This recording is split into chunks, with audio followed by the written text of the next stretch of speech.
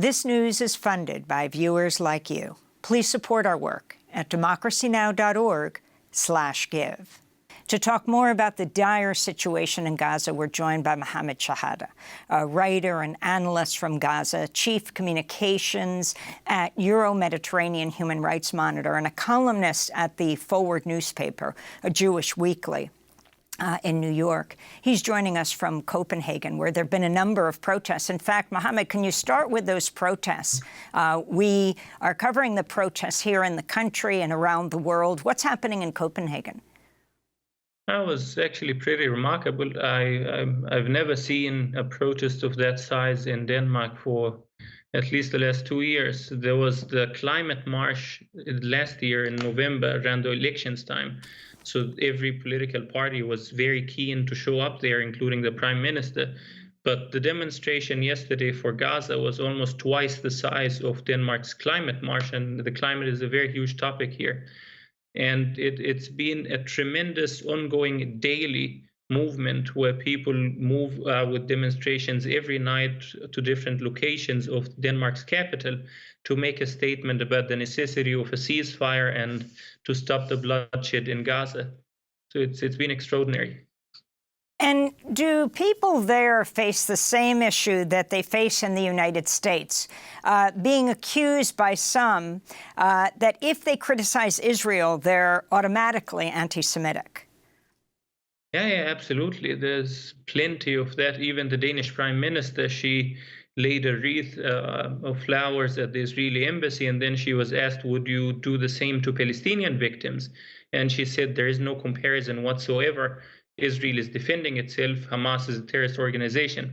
So that was basically the sentiment. It's the same in Danish media. So, for instance, the question of do you condemn Hamas is, again, the same question asked to any person of color whenever they want to talk about what Israel has done to them and their own families in Gaza. And the media bias is very visible as well. In the last few days, the Israeli military completely controls the media of international journalists in Gaza. It does not let them in unless they are embedded with the Israeli military and they review their video. Unless they're, journalists, Gazan journalists, Palestinian journalists inside Gaza, of course, are there operating. So many of them, more than 30 of them, have been killed. But in the last few days, the Israeli military has brought in journalists from BBC, from CNN, and they show them a hole at Al-Shifa Hospital, where they say this goes directly down right near Al-Shifa into the ground and then underneath Al-Shifa. Can you talk about what we understand at this point?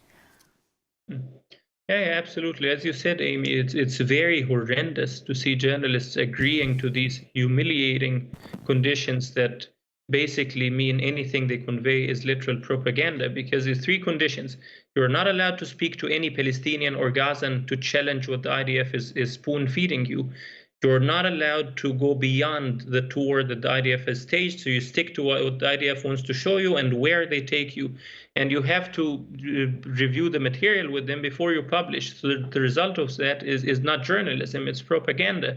But with Al-Shifa Hospital, what we've seen is basically for Gaza's main medical complex of giant symbolic value and of important crucial necessity to the lives of thousands. There were about 50,000 people sheltering there. For Israel to say that it has lost its protected status, it has a huge burden of proof to show that the hospital was used to direct or engage in hostilities against it. But up until now, what we have, the facts that we know, is that not a single bullet was fired against the IDF from the hospital over the last week, where they have operated in the hospital completely. Not a single bullet, not a single footage of a Hamas rocket being fired from the hospital, and not a single evidence of the alleged sprawling command and control centers that Israel has published as CGI animated footage of and claimed that they knew the precise entrance to. They have not shown any of that. And they have not shown or captured any Hamas militants in the hospital or Hamas members. So basically, there is no satisfying proof for the hospital to lose its protected status. And for what Israel has inflicted on the hospital for the last week, they literally starved everyone inside. About 8 babies were suffocated to death. 22 people in the ICU units were killed, and 6 dialysis patients were killed. The overall totality of how many people killed were 53 in total. So that is very atrocious. And as you said, the only evidence that Israel had to show for it was a hole in the ground. And I consulted with experts in Gaza, experienced engineers who are familiar with sort of different structures that were observed, for instance, Hamas tunnels. And they said that does not look like a Hamas tunnel whatsoever, because you have 2 very giant, very solid concrete columns on both sides of the entrance, the shaft's entrance. And these can only be built by pouring cement down in a mold and vibrating every time you pour a little bit, and vibrate it with a concrete vibrator and wait for it to dry. And that takes days, and it makes a huge noise in a hospital in full view of thousands of people going in and out on a daily basis. That's not how you build a secret tunnel. And the IDF has not allowed anyone to go inside the alleged tunnel to see what's in it. But even if you presume that it is a tunnel, the IDF would still have a burden of proof to show that Hamas was actually using it at the time of the IDF raid to essentially legitimize that raid, or using it at all during that war. They have not shown any evidence of that. I saw one Israeli military spokesperson showing a CNN reporter and saying, we believe that at the bottom there where you see a metal door, they haven't opened it because they say they're afraid there are explosives that are attached to it. It would make some kind of sharp turn, and that would then go under the hospital. So they haven't shown that the tunnel itself is under the hospital. They say what's behind it, what they can't see, they think makes a turn. Yeah, but even with that door, I know that Hamas and other militant groups were abiding by a very strict decision since 2014 at least to not have any military activities in or around hospitals, because that was previously Israel's pretext for bombing medical facilities and schools and homes. So they say they had a strict decision not to use it. You don't need to believe Hamas, but you take a statement that Gaza's Ministry of Health and Hamas as well have made. They said that we would allow any international expedition, a group of experts, to come into Gaza and vet and scrutinize every little aspect of the hospital without any of the patients dying. And Israel's answer to that has been a resounding refusal. So if Israel had more than a week, they had 8 days inside the hospital, daily operations, uninterrupted, unattacked, unimpeded, going through every single room, every single detail, and still unable to show any traces of Hamas using the hospital for military activities, the IDF propaganda becomes more or less a laughingstock than actual sort of evidence or communication, especially when last week they went to a children's hospital, the Rantisi hospital, after doing the same, surrounding it, besieging it, starving people inside, forcing them out at gunpoint. And then once they went inside, the spokesperson of the IDF, he went to the basement and he showed a piece of paper on the wall and he said, this shows the names of Hamas terrorists that were guarding hostages here. And he showed a baby nappy and a bottle of milk. And he said, that's proof. A bottle of milk in a children's hospital where thousands of people were taking refuge. But even with the list that he showed on the wall, it was basically a calendar with the names Saturday, Sunday, Monday. So if you believe Monday is a terrorist, a legitimate target, go ahead and kill Monday. You would have my utmost sympathy. Do you have any information on the latest negotiations? The deal where dozens of hostages would be released by Hamas, particularly women and children. Prisoners would be released by Israel. There are thousands of Palestinian prisoners in Israeli jails. And there would be some kind of ceasefire.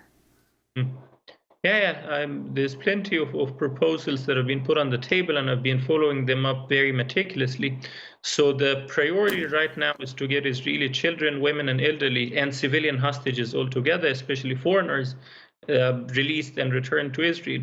And Hamas alleges that some of them were kidnapped by other groups once the fence collapsed, and they still need to audit and collect these hostages and release them, which is why they've been asking for a temporary ceasefire for 5 days to allow them to go and find the hostages held by more minor and less known groups, Alawit Nasser Salah ad-Din, Saraya al-Quds, Kitab Mujahideen, etc. So basically, that's one of the reasons. The other is the negotiations where it stopped is Hamas promised to release about 50 to 70 civilian hostages on stages during a 5-day ceasefire, in return mainly for Israel to allow food and humanitarian aid and fuel to go to all of Gaza, especially the north, because now the northern half, Israel has not been allowing any food, water, electricity, or fuel to go inside the north for the last 44 days. It has become a death zone to force people out and to defeat Hamas militarily by besieging and starving everyone and randomly even killing everyone inside. So basically, Hamas's condition was that Israel allows aid to go to the north for people that are still there, tens of thousands, if not over 100,000 people, and to allow fuel to go through the United Nations to run, for instance, Gaza's sole power plant, to power water distillation facilities and water sewage treatment facilities, etc., to prevent diseases and a humanitarian catastrophe. So that has been the demand. There are two logistical stumbling blocks that are obstructing the talks. They say the two sides are almost in agreement, but the two major blocks is basically Hamas asking that people who fled to the south be allowed during these 5 days of ceasefire. They should be allowed to go back if they wanted to, or people in the north to go south. And Israel is objecting to that. And Hamas is asking the Israeli military tanks and vehicles on the ground to pull back a little bit to allow for the hostages to be taken out and to be moved to Rafah, where they would be released, and also in the south as well.